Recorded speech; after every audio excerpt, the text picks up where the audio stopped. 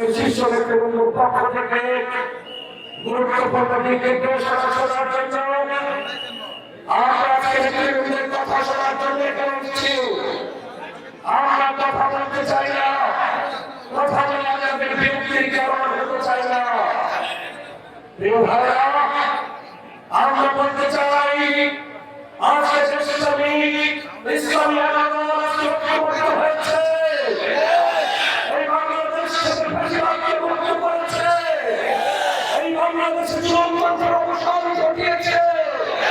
এই বাংলাদেশ থেকে সকল প্রকার অন্যায়, অবিচার, মানব সন্ত্রাস, চাঁদাবাজি, টেন্ডারবাজি সহ আর যে সমস্ত অপরাধ এখন পর্যন্ত নির্মূল হয় নাই, আগামী সেই নির্বাচনে সকল প্রকার অন্যায়ের, অপরাধের, দুর্নীতি আর দুঃশাসনের চিরতরে কবর রচনা করার জন্য এলাকায় ঐক্যজোট গঠিত হয়েছে।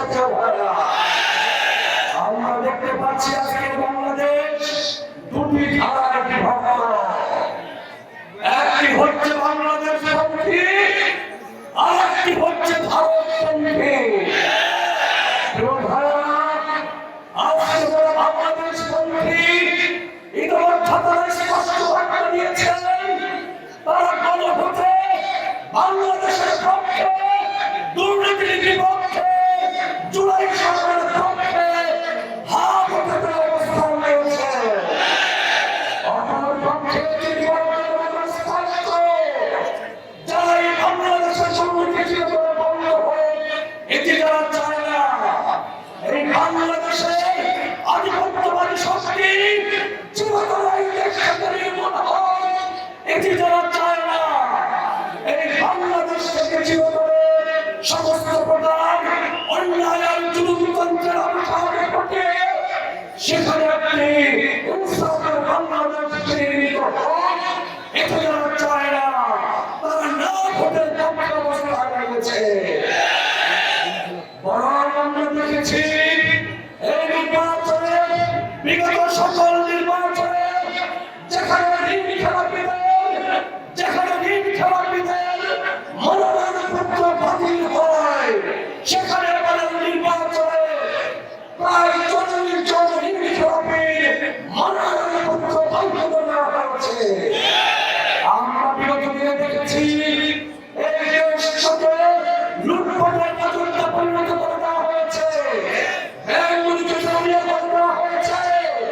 যারা বাংলাদেশকে লুটে পুরো খেয়েছে, ব্যাংক লুট করেছে, তারা এই দেশকে বিপন্ন করেছে।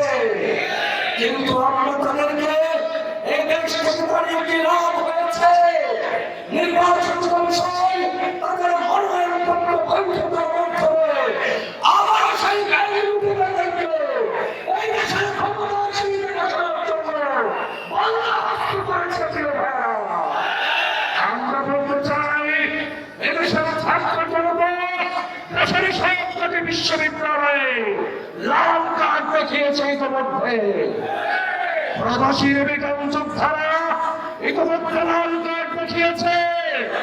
সুতরাং ঋণ খেলাপিরা যারা ইতিমধ্যে ব্যাংকের টাকা লুটকারী হিসেবে চিহ্নিত হয়েছেন, আগামী নির্বাচনে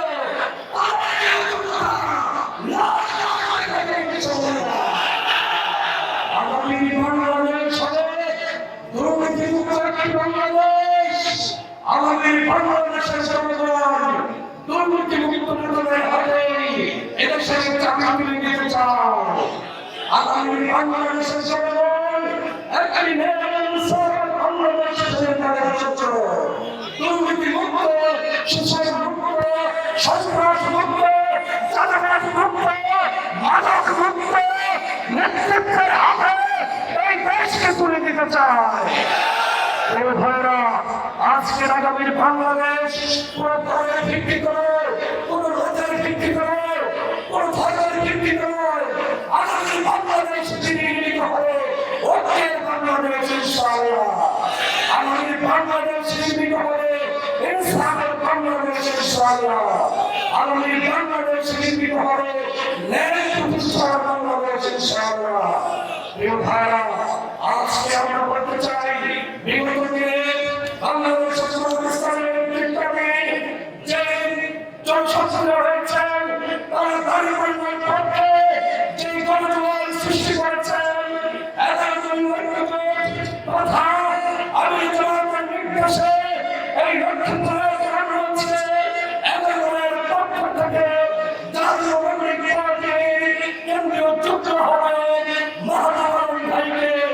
উপহার দেওয়া হয়েছে।